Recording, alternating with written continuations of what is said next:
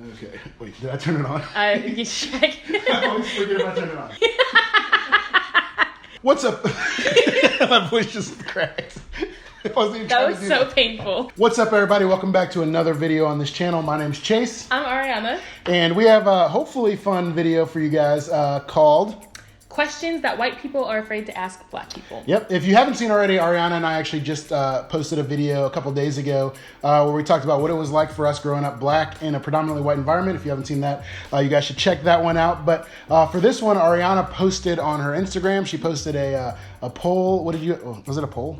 I don't really know what to call it, like a discussion question. She posted one of those and asked, what are some questions that white people are afraid to ask black people? Obviously, it's kind of a buzz kind of title, but a lot of people post videos like this on YouTube, like what are, questions? Like girls are afraid to ask guys, guys are afraid to ask girls, kids are afraid to ask parents, like all that sort of stuff. So we figured we hop on that and make what are some questions that white people are afraid to ask black people. So Ariana got tons of responses, so we're not gonna be able to go through all of them. We just picked some of the top ones and we're gonna answer those questions. So all right, let's do it. Let's go for it.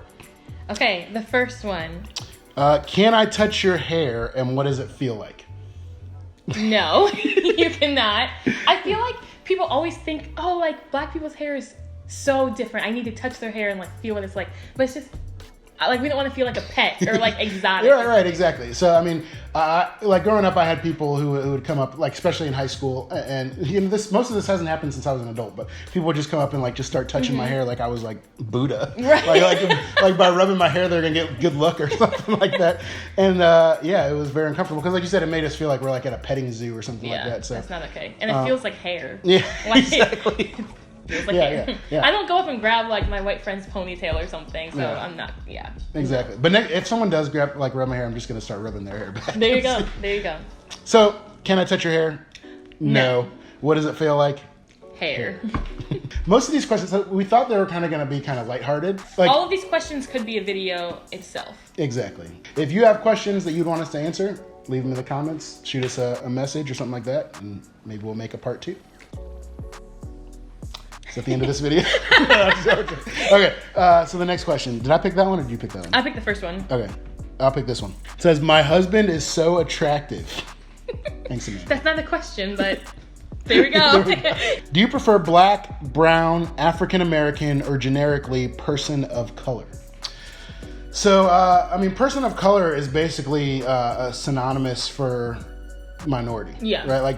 Like you can be a Hispanic person of color, you can be Asian, like person of color is kind of the umbrella term, I feel, for any minority. I don't know, I don't use that about myself unless I'm like talking about all minorities. Yeah, I use that like in a group setting pretty much, but ultimately, you got to ask the person you're talking to. Yeah. It's like, I know people who are African-American that prefer to be called black, and I know some people who are black that prefer to be called African-American. Yeah. See what I did there? I did. That was good. That was good. I like African-American because I think it like says a little bit of our history in the term, but it really, black African-American. Exactly. No, I like African-American too. I've heard people that like don't like African-American because they're like, I never lived in Africa, so they don't like it. But ultimately it depends. It's up to the person who you're talking to. Yeah. If you call me black, I'm not going to get upset. If you call me African-American, I'm not going to get upset. Yeah. If you call me colored, I'll get that's a no. Yeah, that's we're not gonna do that. So someone said, how do you feel about white people talking about this? Personally, I think, and I don't want to speak for everyone, but I think pretty much everyone would agree that everyone needs to be talking about this. White, black, Asian, Hispanic, whatever it is, like, please speak about this. And especially white people using your privilege to speak into the other lives of people who are like you as well. One of the things I like to say all the time, I say racial reconciliation is a two-way street, right? It's not gonna happen just from black people talking about this. It's definitely, as we've seen over the last hundreds of years, not gonna happen if only white people get a voice in it either. And so it's gotta be a two-way conversation. The thing that we have to remember is that we both sides have to come to this conversation with humility. And we've talked about this. I don't remember if we mentioned this in the last video or if I've mentioned this in another video. People who are black need to offer forgiveness as they come to the table, and people who are white need to just listen. Yeah. I always say that I don't fully believe that racial reconciliation can be made fully on this side of heaven.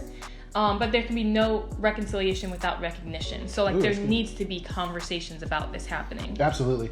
Actually, let me say, so I posted something on Facebook, like as all of this was starting to blow up, and said basically to those who are white that are talking about this, thank you. To those who are white and not talking about this, your silence is deafening. Yeah. And I got a lot of slack from that because people were like, I never post about anything. Like, why are you saying that I need to post about something right now? But what I was getting at was like the people who are very vocal on like every other issue. Yeah. But then like not vocal on this issue, their silence is deafening. And what's Absolutely. interesting is most of those people now have started to become vocal, but on the other side, saying like, all right, I'm tired of all this race stuff and like, or so Yeah. that's what I was talking about when I said that. The people who post about pretty much everything except for when all of this was blowing up, their silence was deafening, and Yeah. I hope that made sense. So yes, definitely, I feel like white people need to be talking about this 100%. Yeah, definitely need to be talking about it. But I think, and I know we spent too much time on this question, but if I can say one thing to people who are white that want to talk about this, it's not that if you have a different opinion, your opinion can't be spoken of. Like, I'm not saying that at all. But if your opinion is contrary to most of what black people are trying to say, maybe you should listen first before talking. Absolutely. Like, and I mean listen, like I don't mean find a black person who agrees with you, but like actually listen to some black voices that disagree and really try and understand, and then start talking. Yeah, and know that like no one has all the answers. Right, exactly. Which I think leads into a different question. This is a huge question, so we're kind of going to just give a surface level answer. What are some of the best and most easily obtainable goals, solutions, and answers that we can do to combat the problem of systemic racism?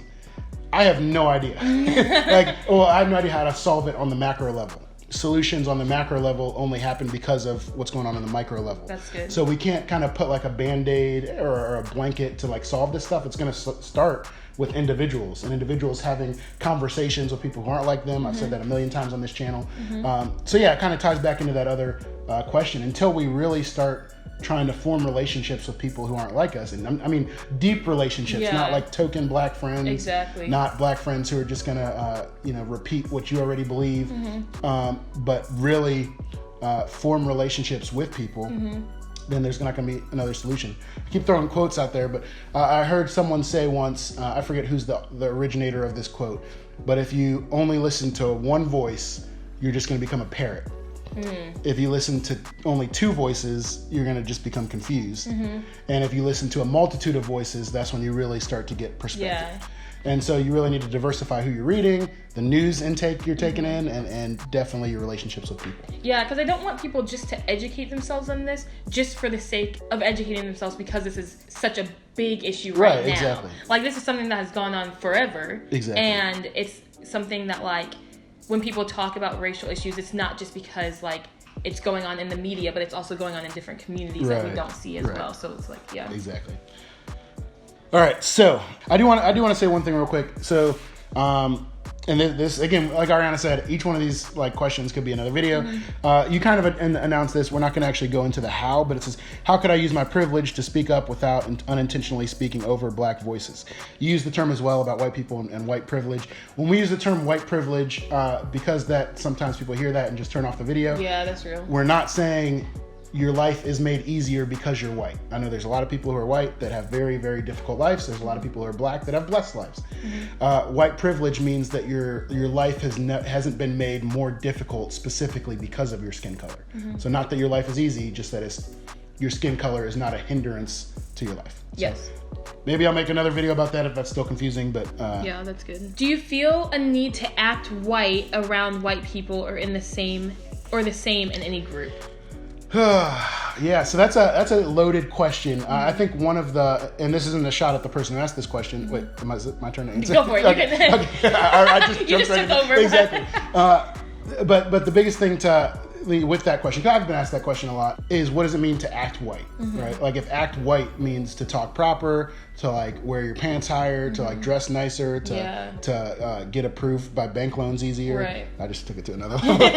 If to act white means like all of those things, then yes, I think we felt that way to act that way sometime, but I would disagree with that being called acting white. Yeah. So there's this term called like code switching. Yeah. Which is basically like when you go into a group that's different than you. So like me, if I'm a black person going into a white space and like it's kind of speaking their language, or like kind of like when in Rome, do as the Romans do, kind of. Right. So like acting that certain way. So I feel like we definitely know how to navigate that and like code switch, but I just don't like calling it acting white. Yeah. Yeah. So this is kind of a loaded question. It is too, and I feel like it's not me feeling like I have to act white. It's more so me like suppressing my blackness, kind of. Like when I first went off to college, I remember like I would do my hair differently than my white friends, because that's like black people like braid their hair at night or twist it up or whatever.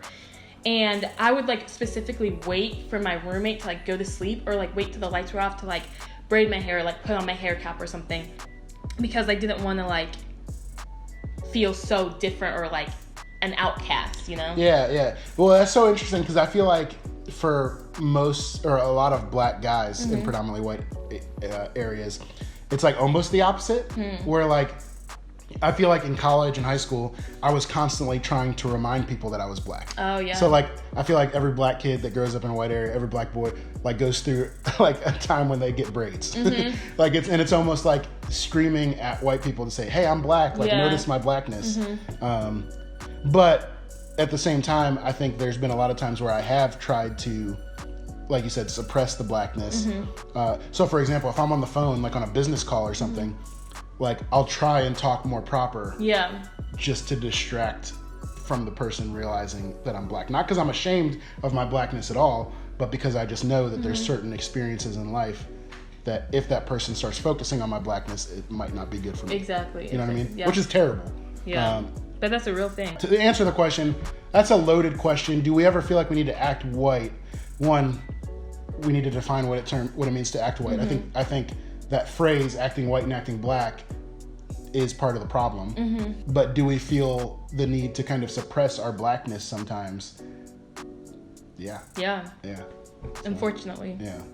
This one, so it says, have you felt specially discriminated against? If so, how often? One, I've never felt special when I've been discriminated against. That's facts. I think the easiest way would say, like, we both shared some experiences where, we felt discrimination and all that stuff in the last video. If you haven't seen that already, go check it out. I'll put a card on the video. I think it's over there. Right there. Okay, your personal thoughts on the Aunt Jemima issue. I've recently read multiple articles explaining the anti-side, but also have black friends who are completely unbothered by it and just want to, man, this is a long question. just want to know and understand more about both views. Hopefully that makes sense. Also, sorry, this has been broken up. All right, that's a long question. Very short answer. This, again, could be a completely different video. I think there are things in our society that do need to be changed. I was very happy to see, I don't know if you saw about like the Mississippi state flag being changed and like stuff like that. I do think there's necessary changes that need to be made. I think this is controversial to some people. I do think there's certain statues that should be taken down, certain that should be left up. I think it's the biggest problem is that the two things we're seeing most in our culture right now are cancel culture and virtue signaling. And those blur the lines between what should happen and then like what's unnecessary. The mob will never be satisfied, and so there's definitely a slippery slope there. Absolutely. There's virtue signaling where like companies are just doing things like to try and get like the black customers and all that sort of stuff, and that's wrong too. I think every instance needs to be evaluated on an individual basis. With the syrup thing, I mean, take it or leave it. Like I wasn't mad about it. Some people were mad about it, but I wasn't like calling for it to happen. The people who are mad about it need to ask, like, why are you mad about it? Are you mad about it simply because it was like a change and you're tired of all these changes? Or are you like really upset because you had such a great attachment to that syrup brand? Like, I know some people are just hurting because they really like that syrup brand, Yeah. And obviously the syrup's going to taste different being in a different bottle. Absolutely. And so we're really hurting for those people who are, lost. Am I being too? Okay, no. But like, in all seriousness, like, why is it such a problem? Yeah. Like, either way, Why are people upset by it? I don't know. Like, why did it need to be changed? I don't know. So that's kind of where I stand. Yeah. Let's just do two more. Okay. Is it hard for you to trust white people, and do you also feel more nervous around black men? I think because we grew up in predominantly white settings, it's not necessarily hard for me to trust white people as a whole. I think definitely when I'm like watching different videos that are coming out, or watching different documentaries, or just doing extra research on everything going on, I definitely like, it's easy for me to get upset. I knew you were gonna go there. Yeah, like I feel like so like when I was in school, whenever we would learn about slavery, like I would be kind of mad at white people Absolutely, for like a week. Yeah, and it's like, sorry, I'm gonna talk. I'm leaving that in there, by the way. Please don't. I hate when I get in that mindset, because I know that is like, I don't think it's wrong to be upset, and like anger can be a very good and healthy thing at points. But when it gets to the point where I'm like upset with white people, or like even like for close friends of mine for so long, like that's where it's just, I hate that feeling. Yeah, and for me, it's not anger at white people. It's more anger that people who are white are not as angry as I am about these same things. That's so true. And thankfully, you know, with these last instances, we've seen people angry and speaking up. But like, that's what would frustrate me the most. Like, I'm looking around this classroom, most of the white people like in the classroom were just learning about history. Yeah. Whereas to me, it was like learning about like my history. Yeah. And so I was hurt by it, but like looking around, it didn't seem like anyone else was hurt by it. So is it hard for you to trust white people? No. The lack of trust comes when some of my white friends, or white people in general, just do not want to hear my perspective. Yeah, exactly. And close their ears to what's going on. I'd say also a difficult thing for me, especially growing up, would be like when I would find out that the families of my white friends would say things that were super offensive. So like, for example, I'd have like a close white friend who I thought, and like I'd go over their house, and like their parents would be like, like super close, and I thought it was a great like relationship.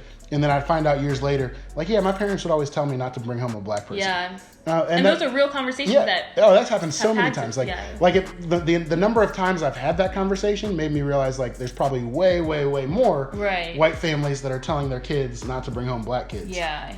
Or like date black kids. Yeah. And I'm like, huh. And the fact, and then I started thinking I wonder which one of my friends are telling their kids that. No, that's so true. And I tend to view people, and I know that we're going on with this for a while, but I tend to view people with like rose-colored glasses on. I'm a positive person, whatever. And I was talking to a professor, and he was like, Ariana, people don't give you the chance, or people don't give you the chance to be disappointed with them until they give you the chance to be disappointed with them. Yeah. And like, we like growing up with all these white people, and then like we hear those things, and it's like, like who else is saying these things? Like that's so hurtful. Yeah. The second half of the question: do you also feel more nervous around black men?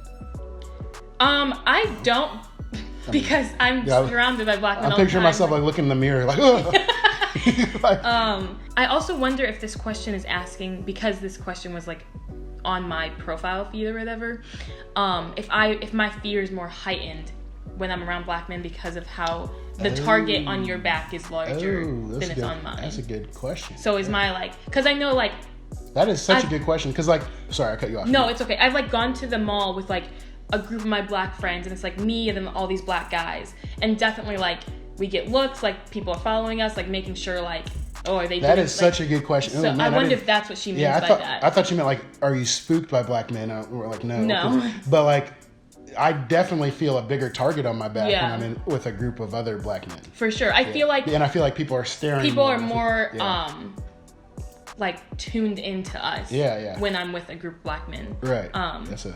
That's deep. All right, so that was super heavy. We got to end with a light one. Okay, we saved this one. This was probably my favorite question because I just love the boldness of this person. Right. It just says, "What's the deal with fried chicken?" I said this was a like judge-free zone. So okay, all right, there we go. All right, we're not laughing at you. No. I think the point of the question is like, what it like, you know, there's the stereotype, black people like chicken, watermelon, Great Kool-Aid, all that sort of stuff. What's the deal with fried chicken? It's good. It's so good. Yeah. Like, if you've tasted it, you understand. Exactly. Like, white people like fried chicken too. I'm sure there's like a root to the stereotype, and like, I don't know what it is, but like, most white people I know like fried chicken. Yeah. Most white people I know like watermelon. But there are... Oh, okay. So this is actually a good point. So I don't know if you're the same way. So this goes back to do you ever feel like the need to act white?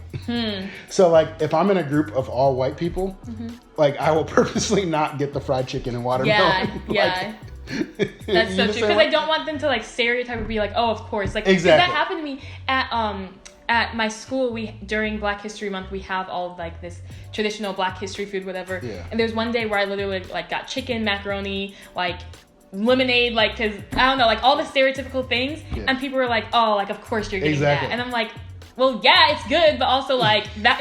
Don't do that. Don't say, of course you're doing that. Right. All right. So story time, and then we'll be done after this. So I was in, I think it was football camp. I can't remember, one of the organizations I was in, and like I got nominated somehow randomly to be the person in the watermelon eating contest. Oh my goodness. And I could have easily won, and I lost on purpose